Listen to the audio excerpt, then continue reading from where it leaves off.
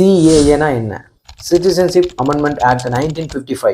இது என்ன சொல்லுது அப்படின்னா, நம்ம இந்தியாவில் இந்திய குடியுரிமை பெறுவதற்கு ஒரு 5 வழிகளை வகுத்து கொடுக்குது.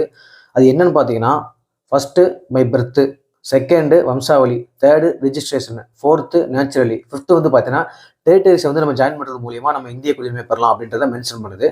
இந்த சிஏஏ ஆக்டில் வந்து பார்த்தீங்கன்னா 2019 ஒரு சட்ட திருத்தம் கொண்டு வந்திருப்பாங்க. அது என்ன அப்படின்னா, பாகிஸ்தான், பங்களாதேஷ், ஆப்கானிஸ்தான் போன்ற முஸ்லீம்ஸ் அதிகமாக இருக்கக்கூடிய கண்ட்ரியில் முஸ்லிம்ஸ் அல்லாதவங்க ஒரு மதத்தின் பேரில் துன்புறுத்தப்பட்டாலோ அல்லது துன்புறுத்தப்படுவோமே என்று அச்சப்பட்டு சட்டவிரோதமாக இந்தியாவுக்கு வந்திருப்பாங்க இல்லையா, ஸோ அவங்களுக்கு குடியுரிமை வழங்கலாம் அப்படின்றத இந்த சட்டம் வந்து மென்ஷன் பண்ணுது. ஸோ இப்படி இந்தியாவுக்குள்ளே வர்றவங்க மேலே இந்தியாவில் சட்டவிரோதமாக குடியேறியவர்கள் என்ற வழக்குகள் அனைத்தும் வந்து பார்த்தீங்கன்னா ரத்து செய்யப்படுது.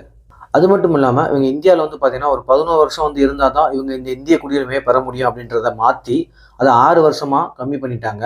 இந்த சிஏஏ சட்டத்திருத்தம் வந்து பார்த்தீங்கன்னா டிசம்பர் 11, 2019 அன்னைக்கே நிறைவேற்றப்பட்டு அதுக்கு மறுநாளே வந்து பார்த்தீங்கன்னா டிசம்பர் 12, 2019 அன்று குடியரசுத் தலைவரோட ஒப்புதல் பெற்றோம். ஜனவரி 10, 2020 இது அமலுக்கு வர மாதிரி இருக்கும்.